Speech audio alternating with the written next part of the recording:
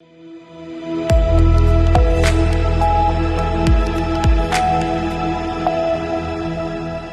के बाद रुक करेंगे यूपी बुलेटिन की ओर, जिसमें बात होगी हमीरपुर की, जहां तेज रफ्तार तेल टैंकर और रोडवेज बस की टक्कर में 3 मौत, 2 दर्जन यात्री घायल, 6 गंभीर रूप से घायलों को किया गया रेफर।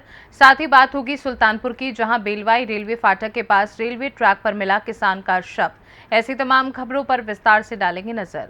चित्रकूट में भारतीय कम्युनिस्ट पार्टी की जिला इकाई ने महंगाई, बेरोजगारी, शिक्षा, स्वास्थ्य, किसानों और मजदूरों से जुड़े मुद्दों को लेकर बारिश के बीच जन जागरण पदयात्रा निकाली। जिला सचिव कामरेड अमित यादव के नेतृत्व में निकाली गई इस पदयात्रा में बड़ी संख्या में पार्टी कार्यकर्ता और मजदूर शामिल हुए। इस दौरान आम जनता को उनके अधिकारों और जनहित से जुड़े मुद्दे के प्रति जागरूक किया गया।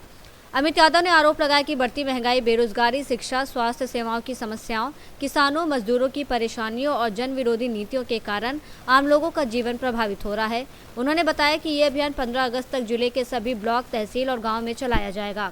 इसके माध्यम से लोगों को जागरूक करने के साथ 1 सितंबर को दिल्ली के रामलीला मैदान में आयोजित होने वाली विशाल रैली में शामिल होने की अपील भी की जाएगी। पदयात्रा में कामरेड कमलेश यादव, कामरेड हनुमान यादव, राम नरेश मिश्र सहित अन्य पार्टी कार्यकर्ता, दर्जनों महिलाएं, दर्जनों मजदूर मौजूद रहे। पदयात्रा करवी से चलकर बनकर बंधुओं छिपनी होते हुए लोडवारा गांव पहुंचकर जनसभा करेगी। रोजगार के सवाल पर, शिक्षा के सवाल पर, स्वास्थ्य के सवाल पर, बिजली की अव्यवस्था के सवाल पर, मजदूरों की वेतन वृद्धि के सवाल पर, किसानों के गहराते संकट और तमाम आत्महत्या करने के खिलाफ आज हम यहाँ पर हैं, पदयात्रा कर रहे हैं कि हमारी बात को सुनी जाए। भारतीय कम्युनिस्ट पार्टी पूरे देश में पदयात्रा कर रही है और आज प्रारंभ है 6 अगस्त से 15 अगस्त तक लगातार हम पदयात्रा कर गांव-गांव जाएंगे, गांव के लोगों को जगाएंगे। इसके बाद फिर 1 सितंबर को हमारी दिल्ली में रामलीला मैदान में विशाल रैली का आयोजन किया गया है, जिसमें हम सरकार को मजबूर कर देंगे, बाध्य कर देंगे कि वो रोजगार, शिक्षा और स्वास्थ्य के सवाल पर ध्यान दे। गरीब आज परेशान है, किसान परेशान है और जो छात्र है, नौजवान है, सब परेशान है। तो भाई ध्यान देना चाहिए ना। मोदी जी क्या कर रहे हो, योगी जी क्या कर रहे हो आप? शिक्षा मंत्री को बदल देने से शिक्षा की व्यवस्था सुधर नहीं जाएगी। आपकी नीतियां ऐसी हैं कि आप आरएसएस के जितना जो फंडा है, एजेंडा है, उसको आप लागू करने जा रहे हो। तो आम आदमी क्या करेगा? आम आदमी अपने बच्चे को कैसे पढ़ाएगा? इन सब बातों को लेकर के आज हम पदयात्रा करने जा रहे हैं। शुरुआत है। धन्यवाद। मैं Amit Yadav, CPI district secretary Chitrakoot. Chitrakoot से सीनियर संवाददाता रोहित कुमार सिंह की रिपोर्ट। उत्तर प्रदेश के हमीरपुर जिले में नेशनल हाईवे 34 पर बुधवार देर शाम सुमेरपुर थाना क्षेत्र के कुंडौरा गांव के पास तेल टैंकर, रोडवेज बस और कार की आमने सामने टक्कर हो गई। भीषण हादसे में रोडवेज बस चालक समेत 3 लोगों की मौत हो गई, जबकि करीब 24 यात्री घायल हो गए। घायलों को जिला अस्पताल पहुंचाया गया, जहां से गंभीर रूप से घायल 6 लोगों को कानपुर रेफर किया गया है। घटना की सूचना पर जिलाधिकारी, पुलिस अधीक्षक समेत अन्य अधिकारी मौके पर पहुंचे और राहत कार्य शुरू कराया। पुलिस ने दुर्घटनाग्रस्त वाहनों को हटाकर यातायात सुचारू कराया और हादसे के कारणों की जाँच जारी है। हमीरपुर से सीनियर संवाददाता ब्रिजेश कुमार बादल की रिपोर्ट। जौनपुर में खाद लेने गए किसान भारत विश्वकर्मा के साथ मारपीट का मामला सामने आया है। तेजी बाजार थाना क्षेत्र की हैदरपुर सहकारी समिति पर किसान ने सोसाइटी सचिव संतोष सिंह पर कमरे में बंद कर पिटाई करने और फटी खाद की बोरी बदलने से इंकार करने का आरोप लगाया है। घटना का वीडियो सोशल मीडिया पर वायरल हो रहा है, जिसमें किसान की पिटाई दिखाई दे रही है। घायल किसान ने जिलाधिकारी और पुलिस अधीक्षक जौनपुर से शिकायत कर न्याय, सुरक्षा और निष्पक्ष जांच की मांग की है। किसान ने फर्जी मुकदमे में फंसाने और जान से मारने की धमकी देने का भी आरोप लगाया है। पुलिस जांच और संबंधित पक्षों के बयान के बाद ही मामले की पूरी सच्चाई सामने आएगी। क्या मामला था कि आप यहाँ आए? सर, हम लोग खाद लेने गए थे। चाचा भेजे थे हमको खाद लेने के लिए। 3 बोरी लेनी थी सर, तो एक पर्ची दिए थे सर, उसी को देकर हमको 3 बोरी लेनी थी। तो पर्ची हम चाचा साइन वाइन करके गए थे।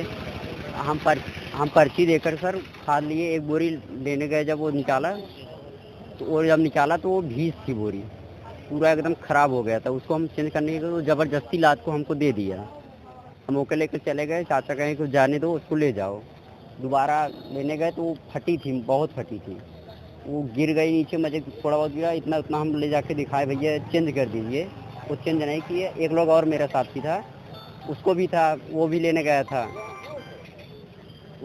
था तो उसको गाली दे दिया। वो फ़ोन लगा के बता दिया चाचा ऐसे ऐसे गाली दिया, तो गाली देने के बाद और गुस्सा हो गया तो चाचा कह रहे हैं उसको वैसे ही लेकर चला जाओ, फटा है तो क्या हुआ।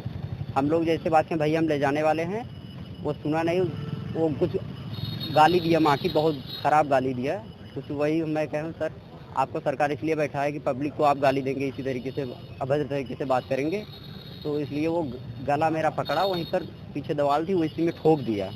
ठोकने बाद पीछे से पकड़ के घिराते हुए लेकर गया, वो रूम में ले गया। रूम में ले जाने के बाद बहुत मारा, वो सर वो टकरा दिया, वहीं पर टक्कर मार दिया। उसके बाद फैन भी उठा के मारने जा रहा था। एक लोग कोई था, उसी ने छुड़ाया हमको।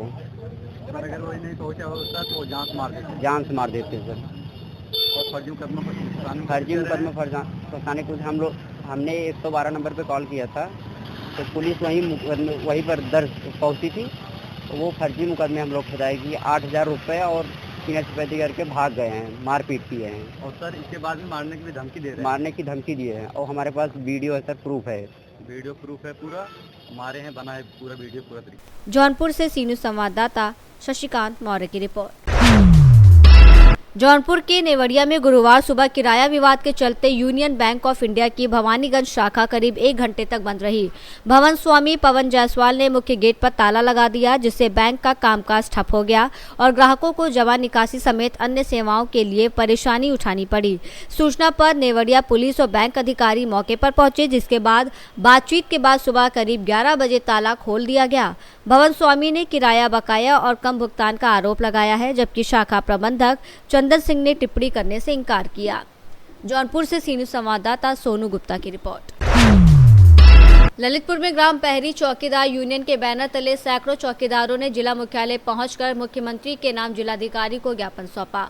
चौकीदारों ने प्रदेश सरकार द्वारा वेतन बढ़ोतरी के फैसले का स्वागत करते हुए मुख्यमंत्री का आभार जताया। साथ ही सेवा शर्तों में सुधार, सुविधाएं बढ़ाने और शोषण रोकने की मांग उठाई। यूनियन ने पुलिस अधीक्षक को भी ज्ञापन देकर आरोप लगाया कि कई जगह चौकीदारों से निर्धारित कार्यों के अलावा काम कराया जाता है और अनावश्यक दबाव बनाया जाता है। चौकीदारों ने अपनी समस्याओं के शीघ्र समाधान और अधिकारियों की रक्षा की मांग की। मैं आपका मेरा नाम अनूप कुमार त्रिपाठी है। भाई साहब चौकीदार सेवा समिति का मैं प्रमुख अध्यक्ष हूँ।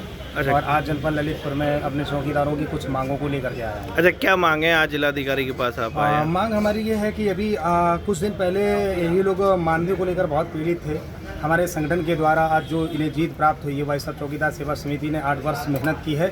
माननीय मुख्यमंत्री जी ने हमारी मांग को स्वीकार किया और मंत्री जी की हमें बधाई भी मिली है और बहुत जल्दी मुख्यमंत्री जी सम्मेलन भी करेंगे और इनका मानदेय बढ़ा दिया गया है। तो उसकी हमारी अब तो डिमांड नहीं है, क्योंकि मानदेय इनका बढ़ गया है। अब हमारी समस्या ये है कि कहीं ना कहीं इस जिले में मृतक आश्रित यानी अनुकंपा वाले लोग हैं, जिनकी नियुक्तियाँ अभी तक नहीं हो पा रही कई सालों से।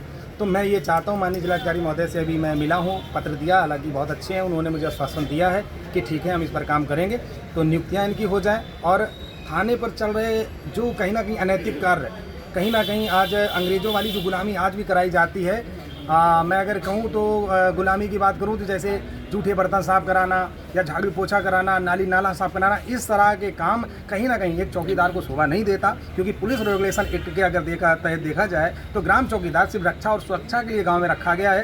15 दिन में सिर्फ एक बार जाकर सूचना देने के लिए रखा गया थाने पर, ना कि ड्यूटी करने के लिए। लेकिन यहाँ पर थाने पर 4-4, 5-5, 6-6 ड्यूटी कराई जाती हैं। इसके साथ साथ दिवाली से लेकर, होली से लेकर, नवरात्र से लेकर, रमजान से लेकर, कांवड़ यात्रा को लेकर हर समय इनको महीनों ड्यूटी करते हैं, लेकिन इनको 1 रुपये भी नहीं मिलता है। ये दुर्भाग्यपूर्ण है। हम चाहते हैं इन सभी पर सशक्त नियम बने और इनको कहीं ना कहीं शोषण से बचाया जा सके और सम्मानित इनको वर्दी दी जाए। अच्छा, मानदेय क्या पहले कितना था, अब कितना हो गया? इनका मानदेय लगभग 2500 रुपये था। इसके पहले की बहुत सारी सरकारें आई जिन्होंने कभी 500 बढ़ा दिया, किसी ने 200 बढ़ा दिया।